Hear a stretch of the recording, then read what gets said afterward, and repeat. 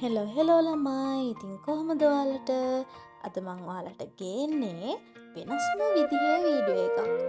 මම මේ බෝඩිමට වෙලා කෑම හදනවා කියලා දැනගත් අපේ චූටි මල්ලි ගෙදර ගිය වෙලාවක එයාටත් කෑම එකක් හදන්න ඕනමයි කියලා කිව්වා. ඉතින් අපේ මේ ලස්සන ගමත් බලාගෙන බලන්නකෝ අපේ චූටි මල්ලි හදන්නේ මොනවද කියලා. මං හදන කෑමද එයා හදන කෑමද ඔයාලා වැඩියෙන්ම කන්න කැමතියි? වැඩියෙන්ම බලන්න කැමති කියලත් කමෙන්ට් එකක් දාන්න. අපිට ලේසියෙන්ම හදාගන්න පුළුවන් දෙයක් විදිහට චූටි මල්ලි කිව්වේ අපි අඹ අච්චාරුවක් හදමු කියලා. ඒක හදන්නේ ඔය අපි ඉස්කෝලේ යන කාලේ ගහකින් කඩා ගන්න අඹ ගෙඩියක් කඩලා එවෙලේ හදාගන්න විදිහට. ඉතින් බලන්නකෝ ඔයාලගෙත් කඩට කෙලවුණනවද කියලා.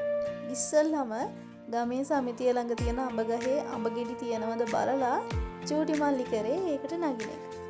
හරි පරිස්සමට ඒකට නැගලා ගම මැද තියෙන ඌර කොටෙන් තමයි මේ අඹ ගෙඩි දෙක හොදගන්නේ. ඌර කොටේ කියන්නේ මොකද්ද කියලා නගරේ ඉන්න ගොඩ අය දන්නේ නැහැ. ඒක ගැන මම වෙනම වීඩියෝ එකක් ගේන්නම්. බෝඩිමේ ඉඳලා ගෙදර ආවට පස්සේ දැනෙන සහනය කියලා නිම කරන්න බෑ. හැම ගමකම ඌර කොටයක් නම් දකින්න නැහැ. ඒත් සමහර ගම්වල තියෙනවා. මං ඔයාලට ආයෙම දවසක ගමේ ටුවර් එකක් විදිහට ගේන්නම්කෝ විස්තර. ඉතින් ඔන්න අඹ අච්චාරුවට ඕන කරන කෙහෙල් අතු කඩන්න ගිහිල්ලා අපේ කෙහෙල් ගස් දෙක තුනකම අතු කීපයක්ම අපේ චූටි මල්ලි විනාශ කරා. මොනව කරන්නද ඉතින් කොහොම හරි කඩා ගන්න බෑ. ඕන් මොනේ වීඩියෝ කරන්නම් කියලා කඩනකම්ම වීඩියෝ කරන්න පටන් ගත්තා.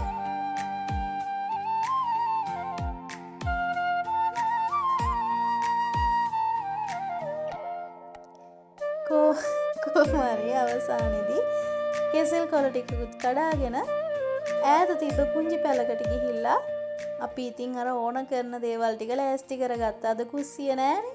ඉතින් මේ විදිහට තමයි ගලකට අඹ ගෙඩිය ගහලා අපි අඹ අච්චාරුව හදාගන්නේ. එතකොට අඹ ගෙඩිය තලලා හදන අච්චාරු කපලා අඹ ගෙඩිය කනවට වැඩිය රසයි. ඒක මං අත්දැකීමෙන්ම දන්නවා. ඔයාලා try කරලා බලන්න. ඊට පස්සේ අර තලාගත්ත අඹ ගෙඩියට ලුණු කුඩුයි මිරිස් කුඩුයි කෑලි මිරිසුයි දාලා අනාගන්න තමයි. අපේ කුඹුර මැද්දේ තියෙන පුංචි පැලක්. ඒකට තමයි අපි ඇවිල්ලා ඔය අඹ ගැට කන්නේ, ජම්බු ගැට කන්නේ ඔක්කොම කරන්නේ. ඉතින් එතෙන්ට ඇවිල්ලා තමයි මේ අපි මේක හදාගන්නේ. අපේ ගම විශේෂයි පැරණි පත්තිනි දේවාලයකට. මං අනිවාර්යෙන්ම ඔයාලට ගමේ ටුවර් එකක් ගේන්නම්. ඉතින් දැන් ඔන්න මෙයා මේ හදාගත්ත අච්චාරුව අපිටත් දීලා කනවා. හරිම රසයි ඇත්තම කිව්වොත්. ගලේ දරලා හදන අච්චාරු ඔයාලත් වෙනසකට වගේ හදලා බලන්න. ගලක් නැති වුණොත් පොල් ගෙඩියකින් තල්ලා හරි ඔයාලට බෝඩිමේ ඉද්දිත් හදාගන්න පුළුවන්.